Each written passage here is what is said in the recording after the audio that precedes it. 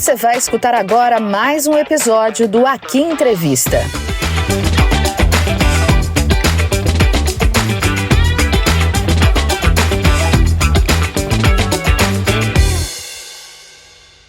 Oi pessoal, hoje mais um Aqui Entrevista, hoje com dois convidados super especiais, o Dr.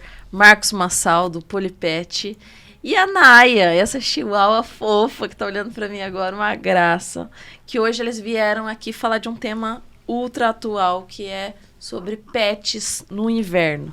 A Naya tá toda preparada aí para esse inverno, com cobertorzinho, com jaquetinha, mas hoje o Dr. Marcos veio aqui falar pra gente, tirar algumas dúvidas sobre esse assunto, que as pessoas ainda relativizam um pouquinho, né, doutor?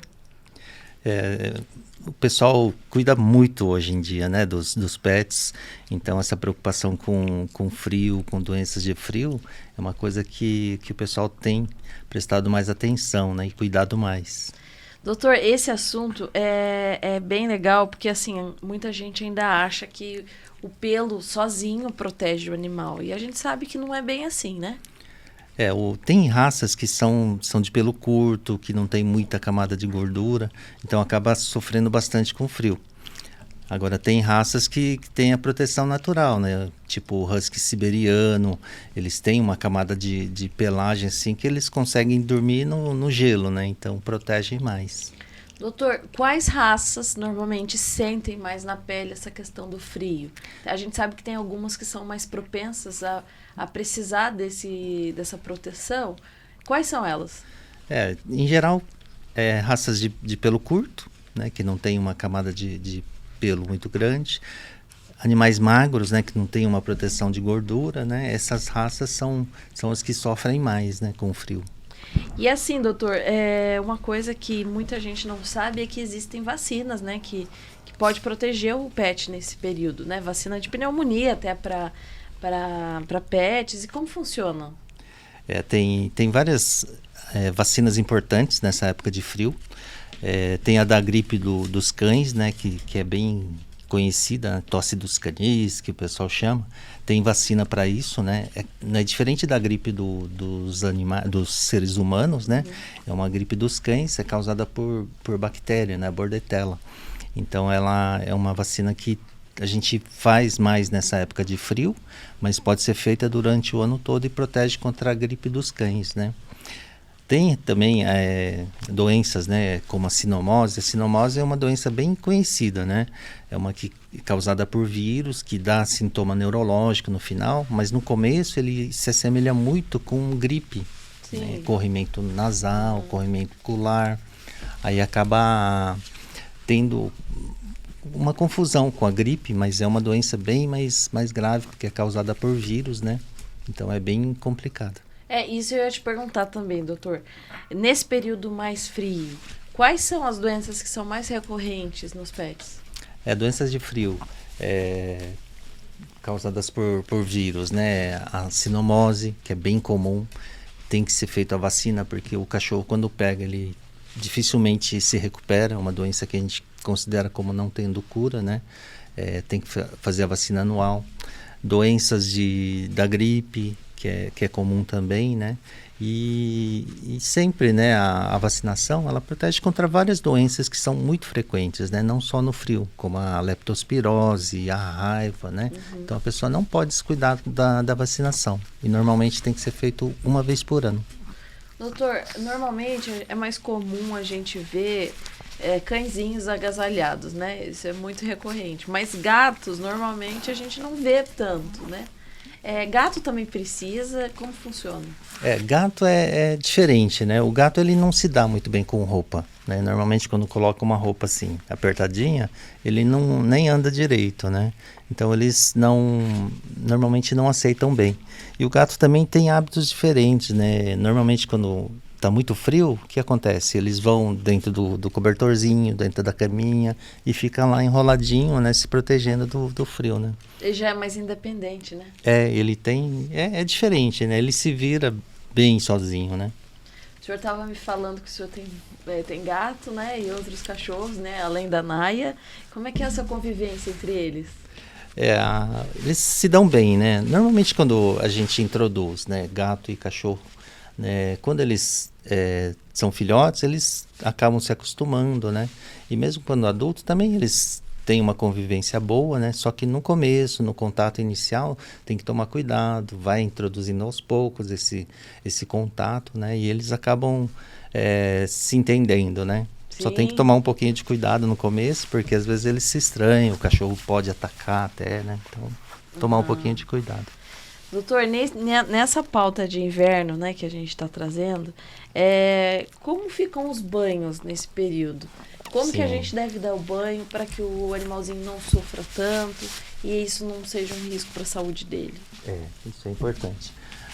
O banho, né, sempre a gente dá com água morna, né, nunca com água fria, né, e o mais importante é secar o cachorro bem, né, se a pessoa dá o banho e fica com umidade, o cachorro fica molhado, ele acaba favorecendo o aparecimento de doenças, né, como micoses, né, problemas de pele. Então, pode ser dado banho, a gente normalmente diminui um pouco mais, né, o banho que a pessoa dá a cada 15 dias, passa a dar uma vez por mês, né, para correr menos risco de dar problema pós-banho, né. Esse tema é interessante, doutor. Normalmente, qual é o indicado? Qual é a frequência certa? É uma vez por semana? Uma vez por mês? Qual é a frequência certa para banhos? Quando muito, uma vez por semana. Normalmente, a cada 15 dias é um período bom, né? A não ser que o cachorro tenha problemas de pele, por exemplo, ou mora em região que surge muito cachorro de pelo branco, né? Aí a pessoa dá semanal, né? Depende muito da condição ambiental do cachorro, né? E como ele fica no dia a dia, né? Mas normalmente a cada 15 dias é o período mais frequente, né? Mais habitual, né? Doutor, nesse período de inverno tem uma doença chamada rinotraqueite, não sei se falei certo, que é bastante comum nesse período. O que é essa doença? Não é tão conhecida como a sinomose. Rinotraqueite, a gente lembra muito mais em gato, né? Que é mais comum. Existe até a vacina, né, contra o complexo respiratório dos felinos, né? No cachorro tem também, né? Rinotraqueite é a inflamação, né, do nariz, da traqueia, né? Que pode dar em cães também. É mais comum nessa época de frio, porque tem mais inflamação de garganta e tal, né?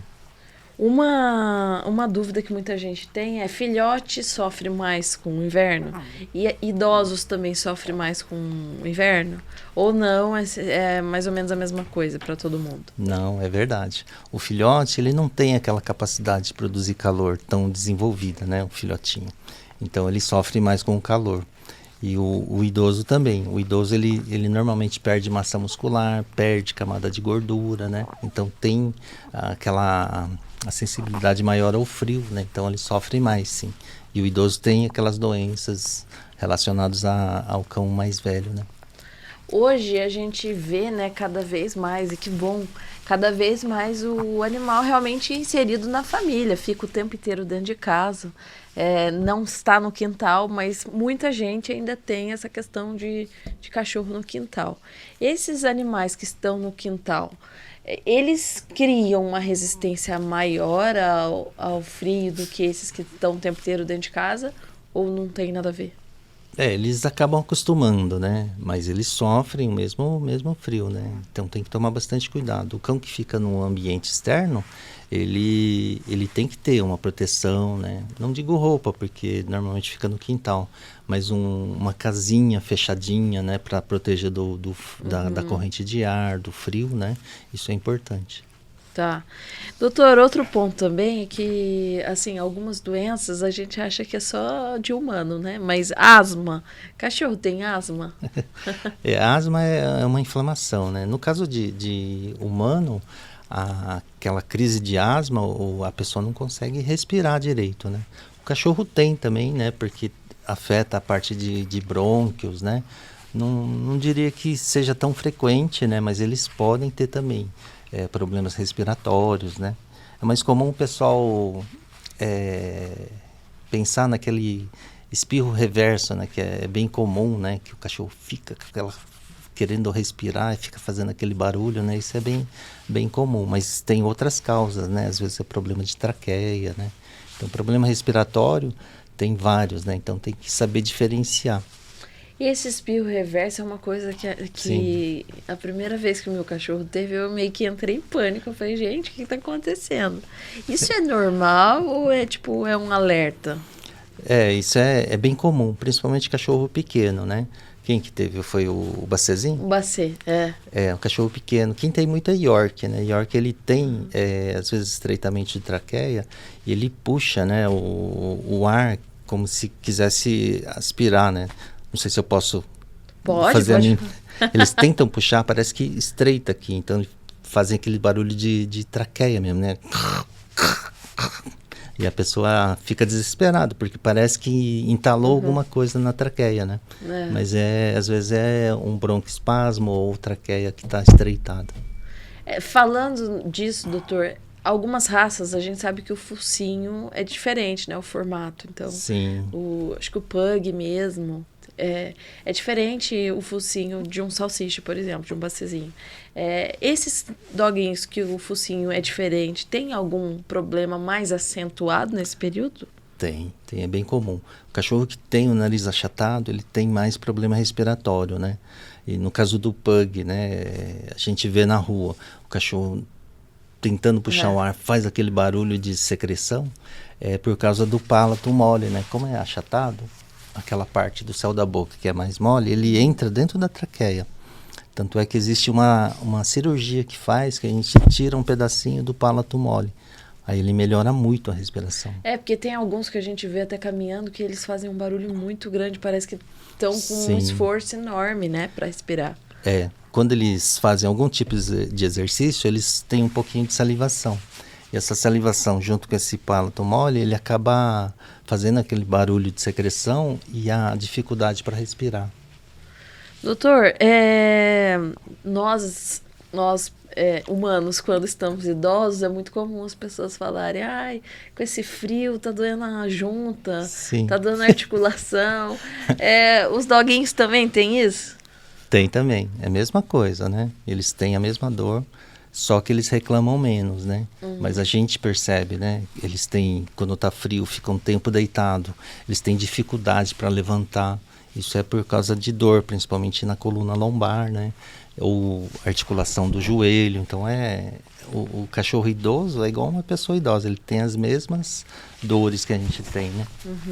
A gente vê muita coisa boa e muita coisa fake na internet, né?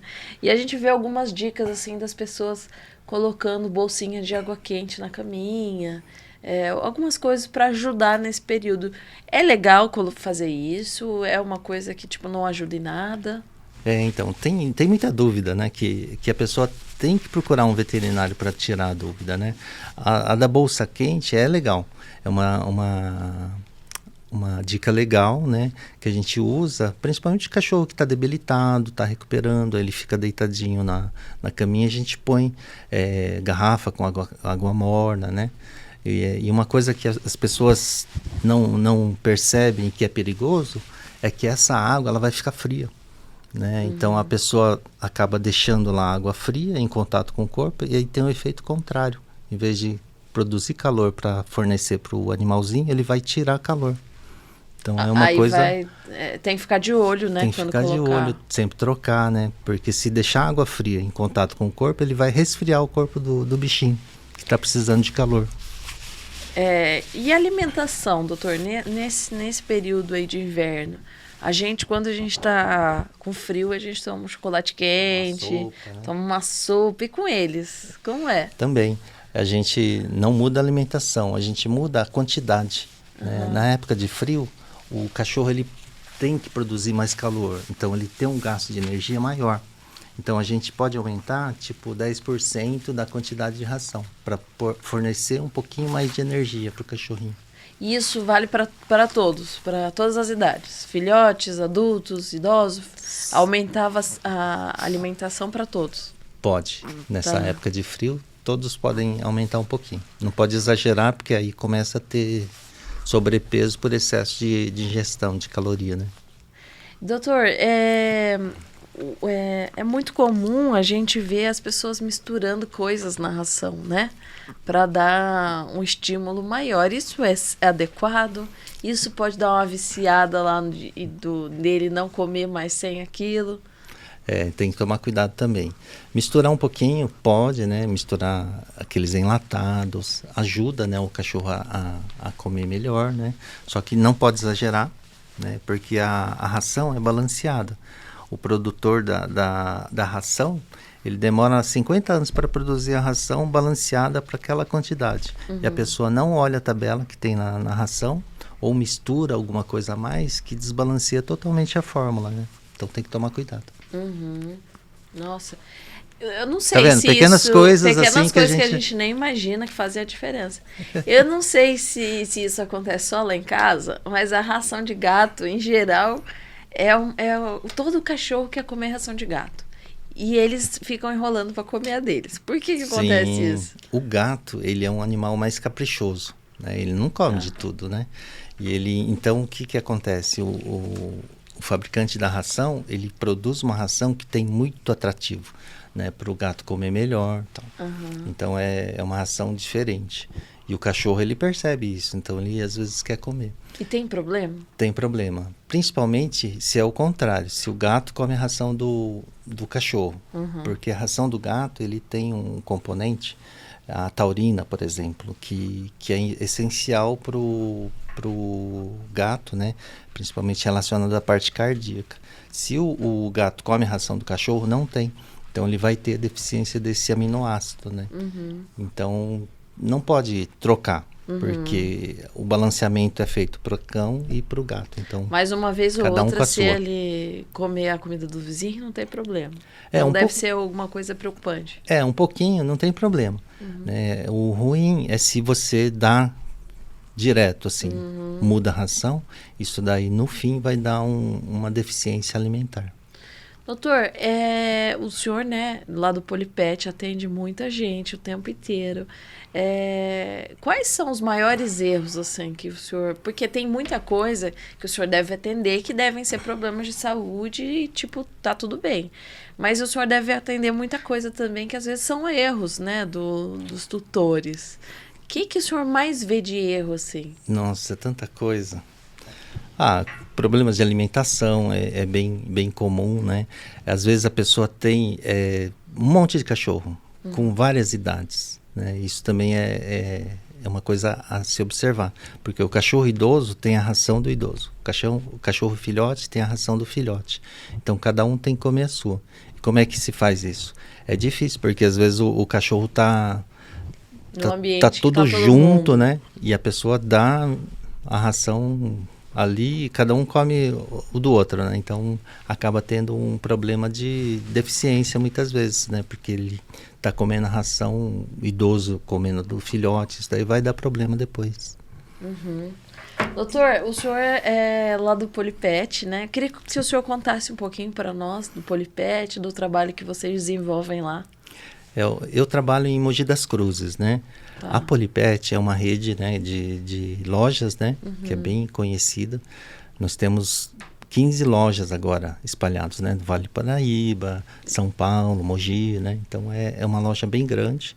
É um shopping, na verdade, né, dos animais. Então é um ambiente bem legal lá para conhecer, para passar o dia, né? Porque a gente tem mais de 15 mil itens lá dentro da loja, né?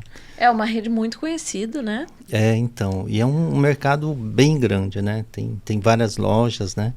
É um mercado que cresce bastante, né? A gente vê pet shops espalhados por todos os bairros, todos os lugares da cidade, né? Então, o pessoal tem cuidado bem melhor, né? Que bom, do né? pet. Eu estava até ouvindo um podcast esses dias falando que o mercado pet já é mais rentável do que o mercado do futebol, que a gente sabe que é um mercado aí bilionário. Então isso é muito legal, né? Saber que as pessoas estão com essa preocupação. O senhor tem quanto tempo aí na carreira? Olha, eu sou formado em 93, né? Então aí 30 anos, né? Lá em 93, qual era a principal diferença que o senhor via para agora? Com relação ao veterinário, né, a profissão, eu sou do tempo que a gente fazia de tudo, né?